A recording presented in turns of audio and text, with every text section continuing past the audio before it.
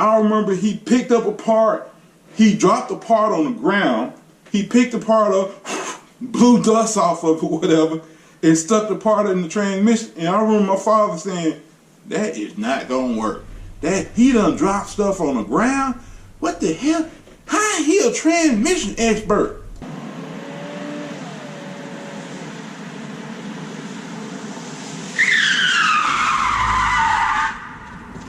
I call it F-165. If you don't like it, tough.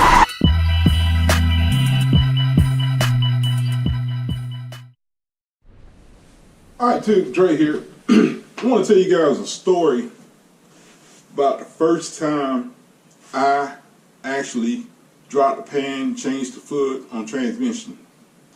Okay, I can't tell you, I think it was 1990, I think. Yeah, it was 1990. Okay, a friend of mine, I went with a friend of mine to buy a part or something. I really don't remember what it was. I don't remember.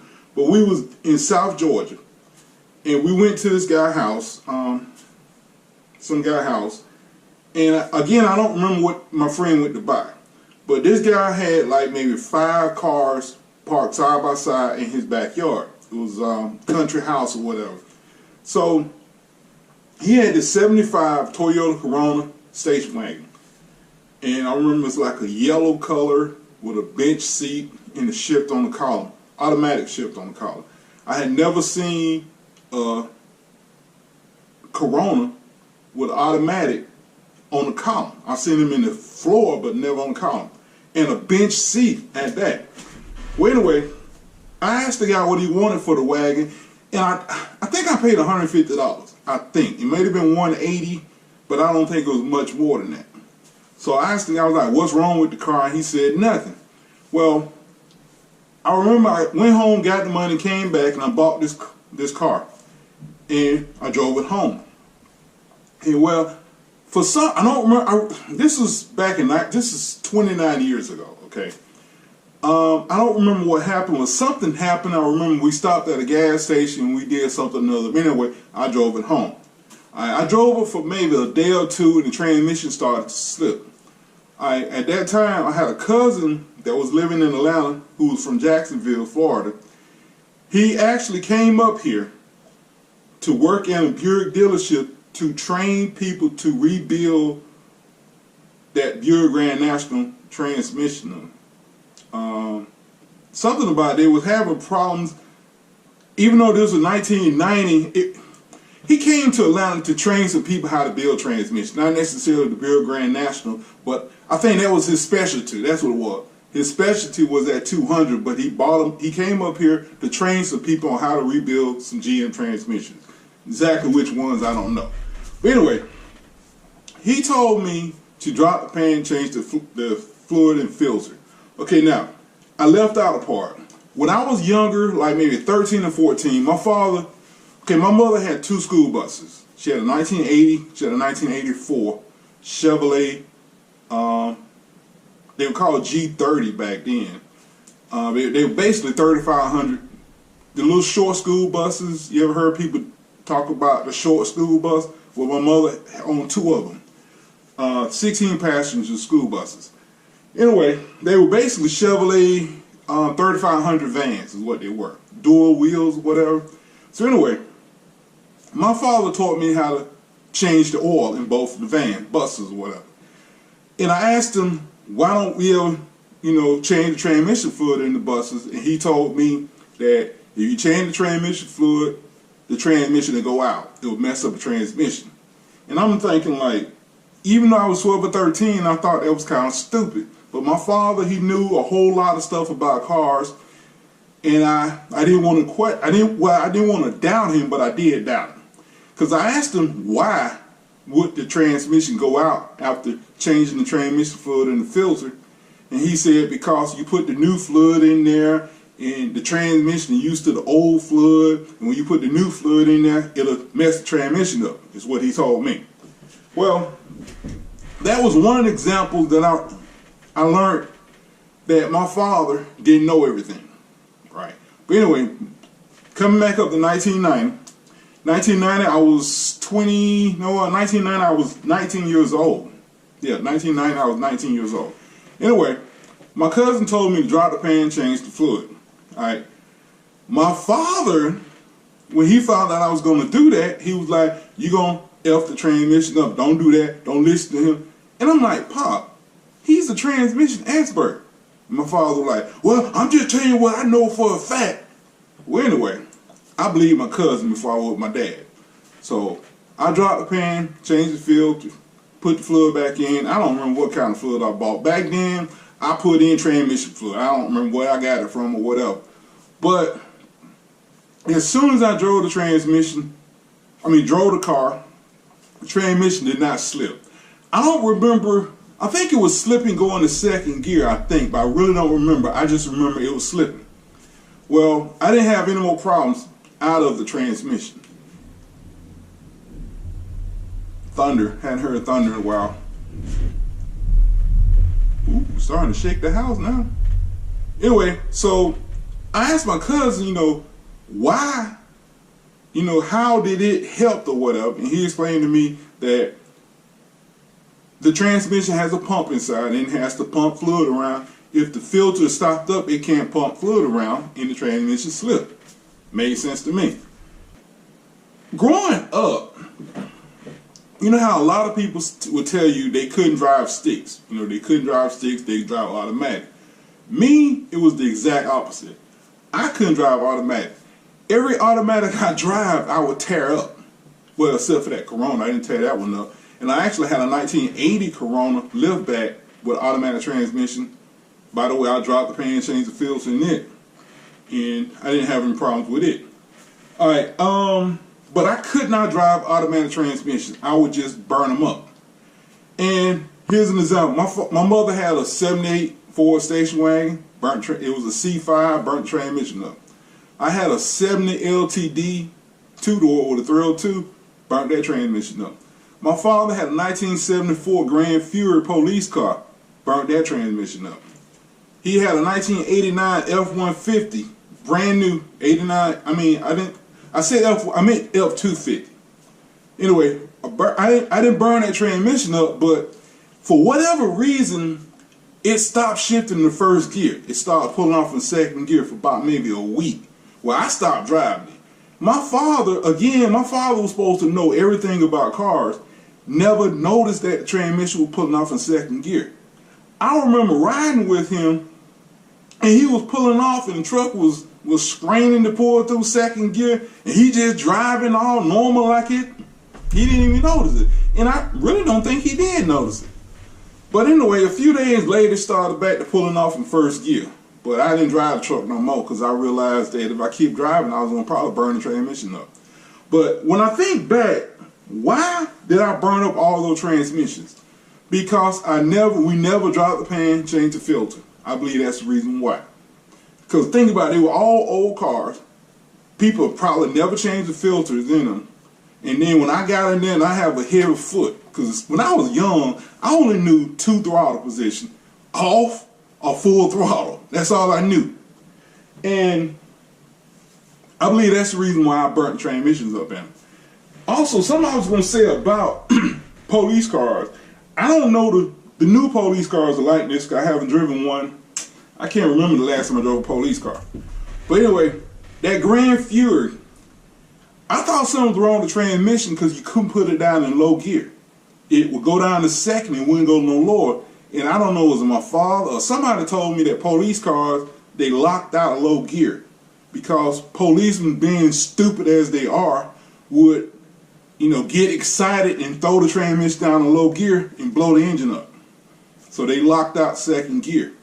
I don't know if they still do that, but they did in that Grand Fury. And a couple LTD police cars. I used to work at an auction. I used to drive cars around the parking lot. I noticed, like, as new as 90, 91 LTD police cars, the Crown Vic police cars, they was locking out of low gear. Something else I wanted to say about transmissions. Pop truck, first Ford,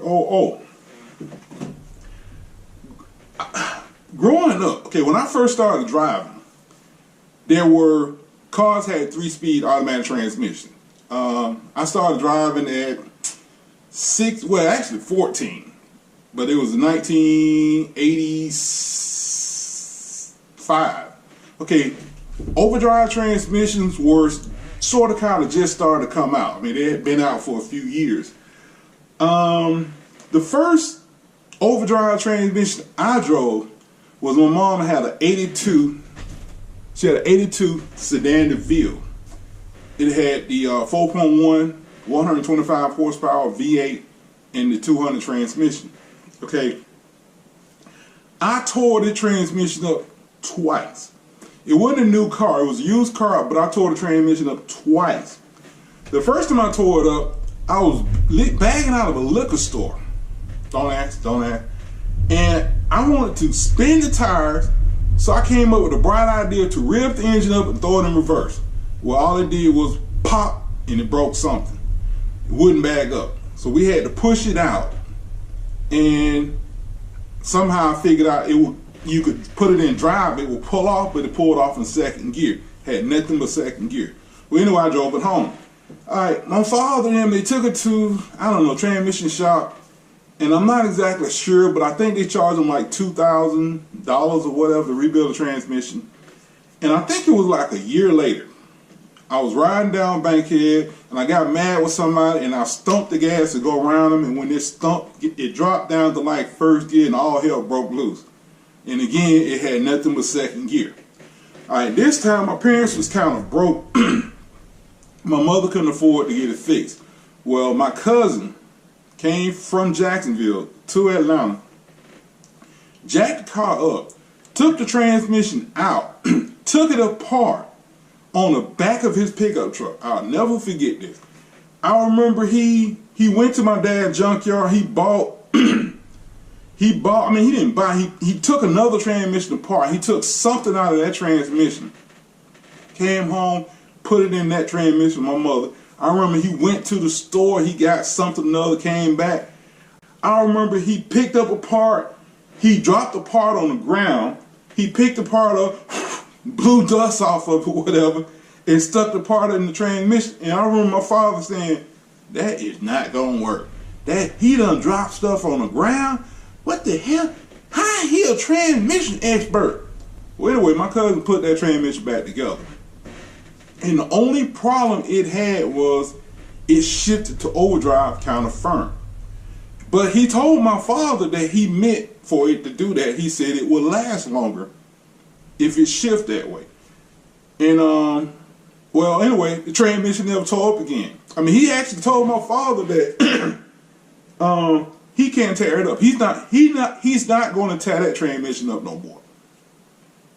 But it never did tear up again. I mean, I wasn't trying to tear it up, but he told me, drive it like you want to, it's not going to tear up. And damn if it didn't either. But then again, also, I never threw the ripped the engine up through the reverse anymore either. Right. When I was a kid, across the street we had a neighbor who bought a brand new, I think it was still called LTD, but it was an 84 Crown Vic LTD, whatever. It was a full-size Ford with a 302 and the first Ford overdrive transmission I ever rode in. I didn't drive it, I just rode in the car with her. Okay, she took me to school one day, and I got in the car. Oh, by the way, let me go back to my mom Cadillac. My mom Cadillac, you know, when it pulled off, it would shift to second, it would shift to third, it would shift to overdrive, and then a little while later, I would feel this little shift. And I always wondered what that was. I mean, I thought it might be a 5-speed automatic, but my cousin explained to me it was the torque converter locking up. And I was like, huh? Well, he explained to me, you know, how the torque converter works. When you sit at a red light and drive, the transmission is standing still, but the engine is turning. The torque converter allows the transmission to come to a complete stop, and the motor still turning. The torque converter allows that. Well, when you step on the gas, the engine speeds up. The torque converter starts to throw transmission against the turbine or whatever, and the car pulls off. Well, when you're driving down a highway in a normal torque converter, it never locks up. But when a torque converter that's designed to lock up, it has a clutch built inside. He explained this to me, and I was like, blah, blah, blah, blah, blah. But anyway, after you get to going and it locks the torque converter up, it feels like another shift, but it's not. It's just the torque converter locking up. So now the engine, transmission, both turning the same speed. Well, he explained that to me, and I was like, okay, cool. All right, now, my neighbor takes me to school one day, and I'm riding this LTD. It was that first overdrive transmission the Ford made. I don't remember the numbers. I want to say A4LD or something. I don't know. But anyway, we pulled off. We went up the street. I felt the shift to second gear, and I was like, okay, I understand that's a shift to second. And then it went like it skipped the gear, like it shifted to third. Let me change that. It felt like it skipped the gear. And I was like, what the hell just happened? And I'm like, damn, a brand new car and the transmission is skipping gears. But it did it every time she pulled off. And I'm like, well, it can't be nothing wrong with it, but what the hell? But anyway, at one point she finally got, I think she might have got up to a little bit past 40 miles per hour, and it shifted again. And I'm like, I'm completely confused now, right? Because I was expecting it to, you know, shift to second, shift to third, shift to fourth, and lock up the torque converter. The way Ford designed that first overdrive transmission, it shifted to second. It then shifted to third.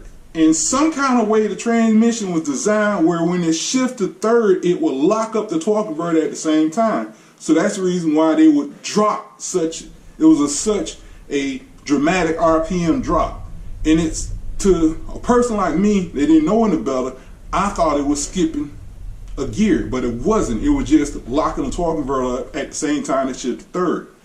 But then later on, when you get to a certain speed, it would shift to overdrive. Well, I never figured that out. I never understood why until I went to jail. In 1989, I went to jail. I was sitting in Fulton County Jail. A white guy comes in. Ooh, I know this is a long video, but I gotta tell you this. White guy comes in jail, and he's a transmission expert. So he and I was talking about different transmissions, and I told him about the Ford, and he explained to me what was going on. That when it shifted third gear, something about the way the transmission is designed, it locks the torque converter up at the same time. It has no choice. The way it's designed, it's a mechanical deal, and it locks the torque converter at the same time. That's the reason why you have such a dramatic drop in RPM. And I hated it. I see old Mustangs or Fords or whatever driving down the road, and you hear them when they shift the drive because it sounds like it skipped the gear. I cannot stand it, but that's the way they design the transmission. I'm done with this video. I think I made it long. I can't see it. For some reason, I can't see normally I can see how long it is, but I can't. I don't know, my eyes won't focus. Anyway, this is Dre. I hope you enjoyed the video. I hope it didn't get too boring, but I just wanted to explain to you guys this. Anyway, y'all have a good night. Bye.